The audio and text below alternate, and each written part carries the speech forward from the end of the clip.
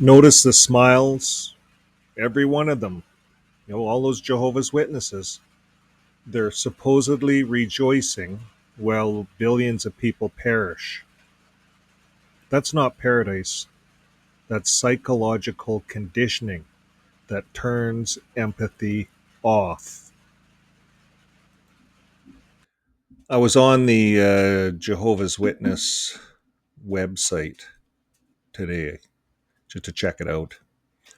And I got into this article, The Bible Reveals What Will Happen to Religion. I clicked into it, and right within the first paragraph, I had to put the brakes on. So they talk about it here. You can have them read it. They'll read it to you. And it talks about, are you disappointed with or even disgusted by religion? It's the same old, where they're knocking religions. But then right here at the end, they say the still other religious leaders have concealed sexual abuse or financial crimes. So talk about calling the kettle black. How could you write an article like this when you're having so much CSA problems? Watchtower. Well, I know why they're writing it. We'll talk about this in a bit. But I'm just going to peruse this. What does the Bible say about religion's future? It goes on to talk about this wild beast and how all other religions out there will be destroyed. Doesn't matter if you're Christian, Muslim, Buddha, whatever. You're going to be destroyed. Who's going to destroy you? Well, it's not Jehovah's Witnesses. They put that in the United Nations' hands. They want the United Nations to do that job of destroying you. So, will all religions be destroyed? It says no. They talk about them, this great crowd. They won't be destroyed. They're going to survive. So if you want to survive, you got to join them. You see right here in the picture. That's all Jehovah's Witnesses, and everything else in the city is destroyed. That's why they're showing videos of packing your go bag and things like that. They're preparing their people for this, and it's a mind game. So, what does the destruction of false religion mean for you? Well, you can find comfort. What an oxymoron to say that, and knowing that God does not approve the shocking things that religion has done. So, folks, I've read from the Elders book where it says if there's a hurricane or a disaster and you can find relief within another religious organization that it's working with the government to provide relief, you can go and do that. Elders were instructed to tell their people to do that because they have nothing in place to do that. So we're on page 93, whatever, chapter 11, security incidents and disasters. And I'm just going to do this briefly. There's 4 points here along the side. It's this in general. It is not appropriate for individuals to take the initiative to collect funds privately or to use social media to solicit funds to assist congregations affected by disasters. So they don't want their own people funding the disaster directly. They want all the money going to them. So then in number 2 here, they say materials or supplies should not be sent to the disaster area unless specifically requested by those coordinating the relief effort. This will ensure an orderly relief effort and the proper distribution of goods. So let's say Watchtower's not doing anything in that area because they don't on most disasters. They cherry pick a few, but they're not there at probably 90% of the disasters. Your congregation elders make a list and give you instructions, right? What to do. But you can't get help from other congregations, GoFundMe or anything. They won't allow it. But then you go to the branch. What do they say in number 3 here? The branch office should not be called. They don't want any calls from you guys, just donations. As this can tie up the phone lines that are needed to handle incoming calls. And then number 4, publishers should not travel to the affected area to help. They've been invited to do so, unless you're invited. They want to take your freedom to help your neighbor, freedom to help your family members away, unless you're working through them. Talk about control. Now, get this, folks. I'm just, this is in the elders book. We're just going to go up one page and we're going to see what they do tell you to do. And this is under the point number 10, provide ongoing practical support. So here's the practical support they're going to give you. I'm going to read it all. So this is the receipt to what I just said. They're going to help publishers determine if they qualify for material assistance through government or social programs. They're trying to get the funding to be someone else, but anybody but them. And it says if a particular relief organization is in general of a religious nature, like the Catholic Church does a lot of disaster relief. A lot of the churches do, Mormons do, but funded by the government. They got to be tied to the government, is what they're saying. It says there's no objection to a publisher accepting humanitarian aid as long as they are not joining the Catholic Church or accepting membership in a religious organization. And then they go on to say, before they apply for such assistance, ensure that they understand what would be required of them after they receive the help. These are personal matters for the publisher, of course, to consider before entering into an agreement. So they're calling it a personal matter, but the elders are going to get their nose in. Let's say the Catholic Church has a big soup kitchen. There's a big disaster. Watchtower's nowhere to be seen. They're telling you, we just read you the 4 points, don't show up on site, don't send them money, don't contribute local, donate to us. Did I show you that part? Donate to us? Well, it's right here. Publishers can assist fellow believers who are affected in disasters by means of their prayers. You're going to feed your neighbor, your relative, your loved ones by praying. You see, Jesus handed out bread. Well, they say by means of prayers. And, don't forget, voluntary donations to the worldwide work. You see, once they get your money in the worldwide work, they call that goes to them. Probably now ex-JW in the US anyways. They may also send some form of assistance directly to a family member or friend. Elders should remind publishers of the following as needed. It's not appropriate for you to take the initiative or to do anything. But you can go down to the Catholic Church as an example, or any other religion that's working with the government to feed people in a disaster. They're on the front lines, and they're taking a lot of their donated money to help people in all these lands all over the earth. They're down there, and I see it all over on the news, right? You see different churches down there. Well, you can get involved by just eating the soup, eating the food, and getting the hell out of there. If an elder were to show up and you were actually, after you were all fed up, right, your family, and you decided to hang out there a bit and associate, and maybe you decided to help carry out some garbage or maybe dish up some soup, you're one of the servers, and you help out and you feel real good about that because your whole family just got fed, and an elder drove by to check in on you, you're in trouble. Anyways, that's my 2 bits on the shepherding the flock. You see how this messes with a person's mind? Let's say you're an elder in there and you read this, and then you read this. It messes with your mind. So, on one hand, I can go to false religion. I can go to their food bank and their soup kitchens if there's a hurricane or a disaster or something. And on the other hand, she's part of Babylon the Great, and we're to hate her. She's the harlot. She's going to be destroyed, you see. So this is what it does. Does Babylon the Great include any Christian religion? It says yes. So all you Christians out there,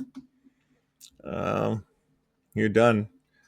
If you're promoting the doctrine of the Trinity, if you're hiding God's name, Jehovah. You see, Jehovah's Witnesses, the Watchtower, fraudulently, if I'm saying that right, put Jehovah into the New Testament something like 237 times. Wasn't there. They put it in. Misleading people about the condition of the dead and using images. Like if you hang a cross, if you use a cross, you believe that Jesus died on a cross, good on you. But Jehovah's Witnesses demonize the cross, you see. So they have all kinds of stuff to learn about four keys that help to identify Babylon the Great. They have another article. I looked at them. It's all the same old I was in for 30 years. These are similar pictures, similar message, all the same thing. But what they've done at the very front of that is to disclude themselves from child sex abuse. I think to make it look like all those other religions, they have all the sexual abuse problems. You see, when you broadcast that to your people are going to think, well, it's a good thing we don't have a problem. You see, they keep it so secret. There's no way you would know you have a pedophile in your congregation. There's no name on a bulletin board. Watch out for this brother. He's a pedophile.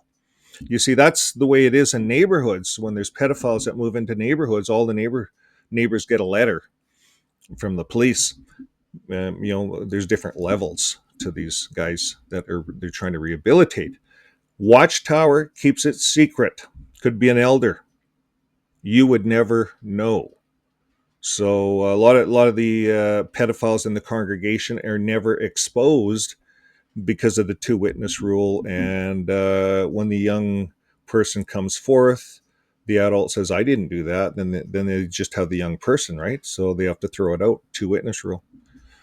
Nothing goes to the police because nowhere in the elders book does it say go to the police. So how can they talk about that? So let's talk about these things. We'll catch you in a few seconds. The narcissistic deflection, how Watchtower reprograms reaction. Look closely at how this article begins. It starts by asking, are you disappointed or disgusted by religion? Then it blames all the other religions for the wars, the politics, and finally the sexual abuse and financial crimes. So, to the average reader, that sounds like honesty, like they're condemning wrongdoing everywhere. But if you've been inside the organization, you know what this really is. It's preemptive defense mechanism. I'm going to say that again. It's a preemptive defense mechanism. You see, it's part of the theocratic warfare that Jehovah's Witnesses are in. So in theocratic warfare, you have to have preemptive defense mechanisms in place. And they put that into the people's minds. And that's, as you can see, how they've done it, is through these kinds of articles. So when a religion inserts a line about other leaders concealing sexual abuse, what they're really doing is conditioning their followers. They're planting the idea that this happens only elsewhere, not here. So the next time a Jehovah's Witnesses sees a headline, the JW elder charged in child abuse cover-up or something like that, their brain, it doesn't register it when they see these headlines on the news or in articles or on the internet or YouTube. They don't register it. They change the channel.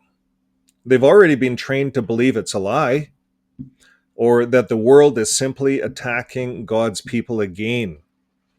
And then mentally they can dismiss it. So this is mental conditioning, what psychologists call selective moral framing. Psychologists have a name for this: selective moral framing. You accuse others of the very crimes that you are hiding. And that's what Watchtower is doing. So their followers, in their minds, they reflectively reject any accusations against the Watchtower. This is not a mistake, folks. It's a narcissist's defense pattern. That's what this is. And from the outside, we'll be looking at these things very closely, especially with Norway coming up, where they've framed psychological violence as this stuff. So it works, and it works. For decades, Jehovah's Witnesses have been taught that the world is corrupt, that governments are satanic, and that every scandal outside confirms they alone are pure worship. So when real victims speak out, when survivors finally find their voice, many witnesses can't even listen. They're not cruel. They're conditioned. They just can't listen to you. And it's not because they're cruel. It's they're conditioned, mentally programmed. But here's the truth. The real healing begins when people recognize the manipulation. That's when real healing begins. Could begin today for some of you watching this video.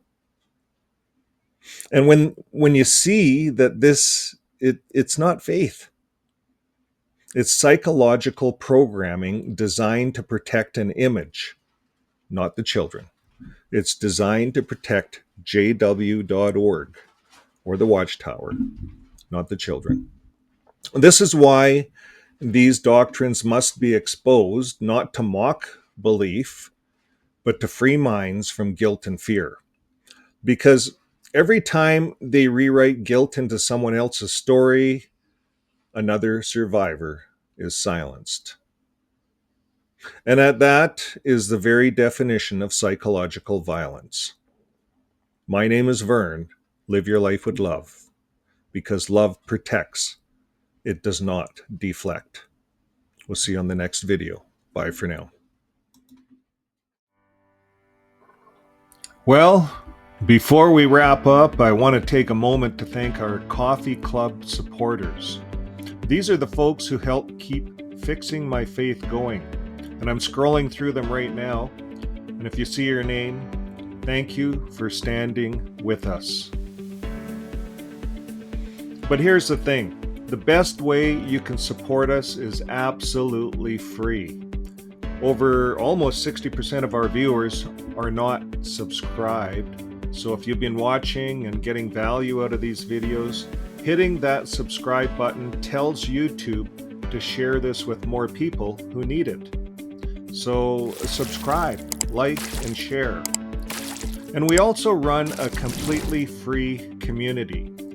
It's called ex-JWfriends.com. That's where you can find it on the website, ex-JWfriends.com. And then on the website, once you go there, there's a link to the private Discord channel. And that's where people have a lot of fun. People share their stories, they get support, and they can connect without judgment. That's what happens there. There's also people that will help coach, life coaches, counselors. There's all kinds of support at ex-JW Friends. And if you're waking up or just need to talk it out, that's where you want to go. So here's a link on screen in case you want to find it. And we also put a link in the descriptions of all of our videos. You can just go right down there and hit the link to the Discord community. So whether you are supporting through the Coffee Club or just clicking, liking, and subscribing, it all helps spread the message. And we want you to know that we appreciate you. Live your life with love, and I'll see you on the next video. Bye for now.